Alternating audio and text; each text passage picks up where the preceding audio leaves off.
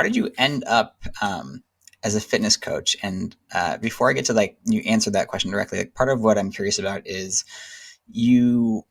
There's almost to me like an interesting irony in the fact that randomness and chaos is challenging for you.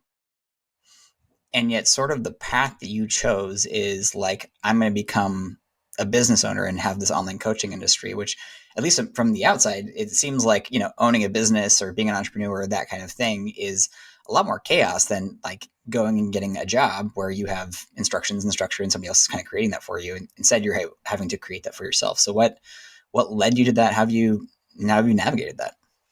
There's an interesting dichotomy with having both ADHD and autism in that they're very polar opposites in a lot of ways.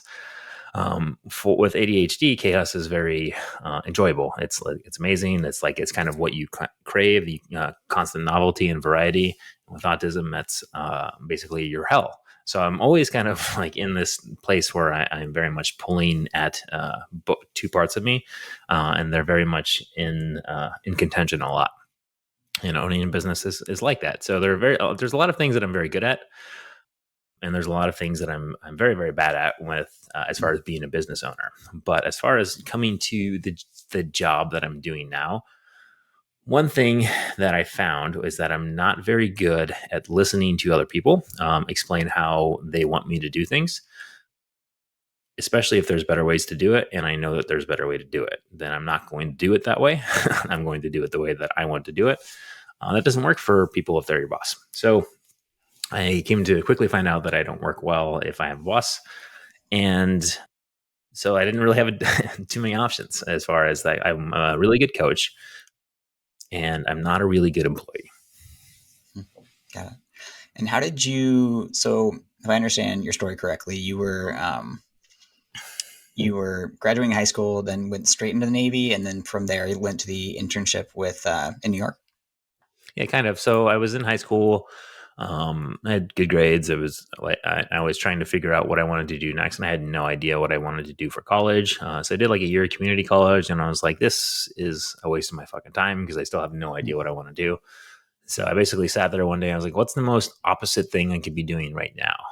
And that was joining the military. And so I picked the one that I probably wasn't going to get shot at or get stuck in the middle of the country somewhere on an Air Force base, and that was the Navy.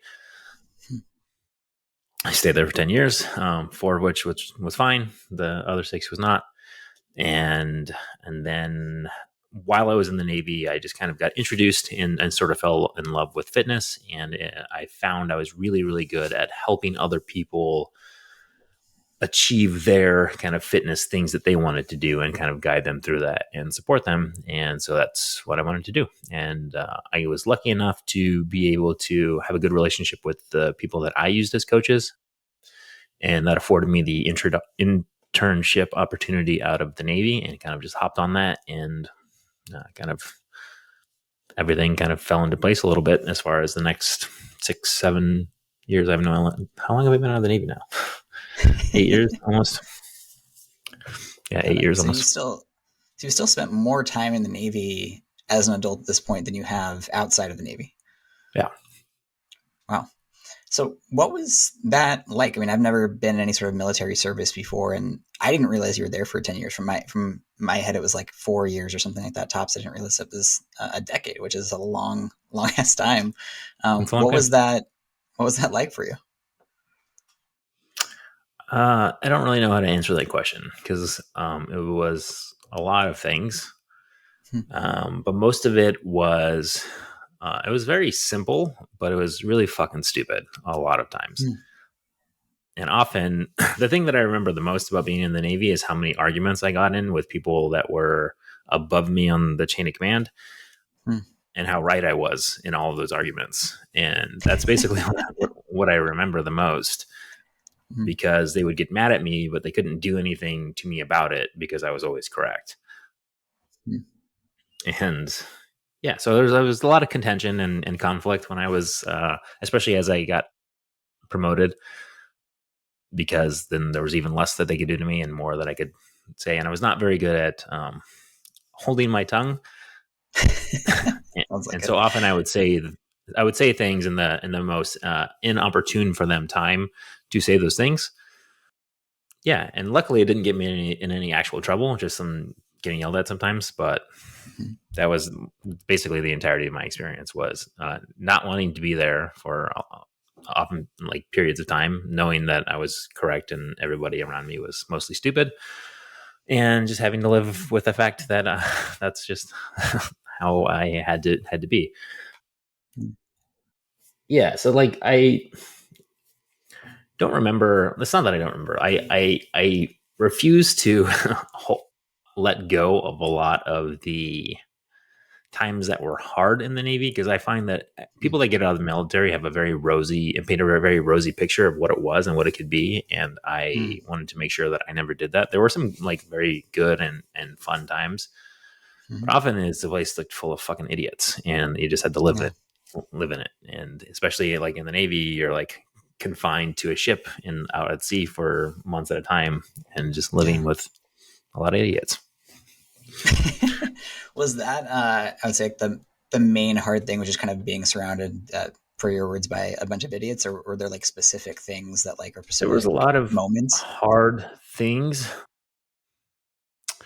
Yeah, it's really hard to explain. The being in the military is a very unique experience in that you're asked to do a lot of things kind of all the time, but there's also a lot of times when you're just doing absolutely nothing, but you still like just Mm. have to be there. And it's really, I can't really describe what it's like, because it's such a singular, like unique experience. But Mm. the hardest thing to do was, one, just like be in the military and then just be confined to a ship for months at a time in like a rack that's no bigger than like a single size bed, Mhm. with like this much overhead between my bed and the bunk above me, and just like sleeping in rooms with like 50 to 200 other people, and just like Wow. living like that for months at a time. Wow. Yeah, that sounds But quite the the not fun summer camp, I guess. no, but That's like for the sure. human brain is interesting in that it's easy. It can adapt to anything, even if it's the worst. So Yeah. like it's easily adaptable. Like wasn't so bad that I couldn't stay in it for 10 years, right? So it's very Yeah. interesting. Yeah. Yeah. No, that is super interesting.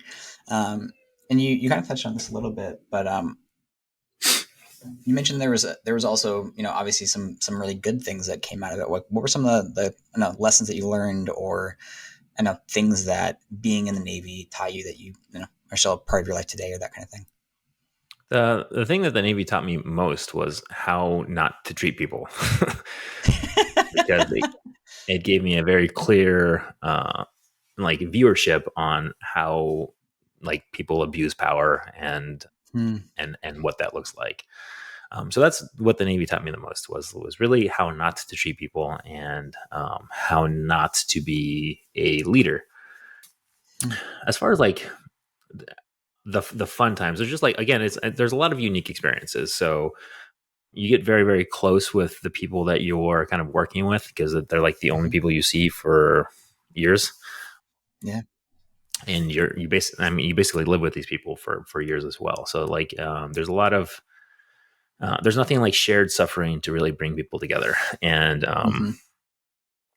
so just like the intimacy that is there is unique, and the closeness that you can get with some people is unique, but also the Navy creates a lot of barriers to that too. So it's just a very interesting way to live. So like I don't have a ton of really really close friends from the Navy, Hmm. but there's like four or five that are, and like will probably forever be. Yeah. Yeah. But yeah, such a weird experience. Yeah, man. Cool. Well, thanks for sharing. And so from there, after the military, at some point, so when did you start getting into the fitness world? Is that way, like halfway through your experience there? Is it like near the end as you're kind of getting ready to leave, or?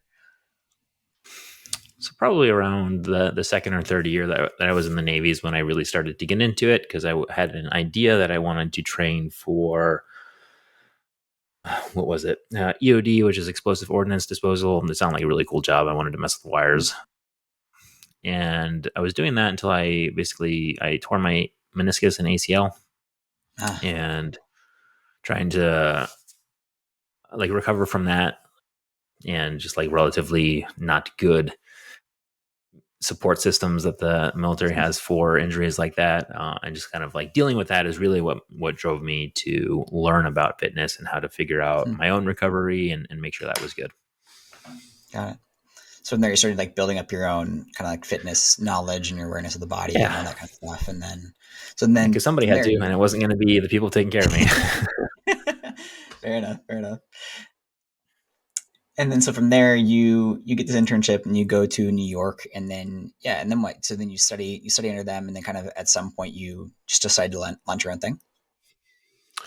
um, yeah, it was very much like the point of the internship was to learn the kind of online business side of fitness, and just gain more knowledge as far as like how that is supposed to operate. Hmm.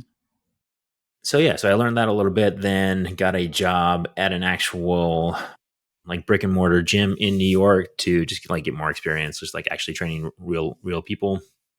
Did that for a couple years, and then while I was doing that, that's when I started to do my own, like kind of launch my own program, but like very loosely, because I was making just enough money like training people in person to where I didn't have to try very hard to make money online. So I didn't. And at that time, I was in like a fitness mastermind thing with my best friend John Romanello, who ran Hmm. it at the time, and um, I was really good at not paying attention to a lot of the speakers. That's really what I remember most about that, until COVID hit, and then I was like, oh, I guess I have to learn how to do this shit online like really quickly. Hmm. And Yeah, that's when I kind of fully dove in on the online business side of things. So that's only been like, I guess, like 3 years now, yeah, right? yeah. It's weird. I feel like COVID. There's always it feels like there's this black hole in my like timeline where it's like, oh yeah, like I moved up to Seattle, and then like nothing happened, and then all of a sudden life started happening again. But there was like 3 years that went by during that time simultaneously. Yeah, but that was like, it's interesting. People's COVID's experience are interesting to me because it's not unlike my experience in the Navy. So it's like it Mm, was not that much different. I'm yeah, confined to a place and I don't do things all day. So that's the exact same.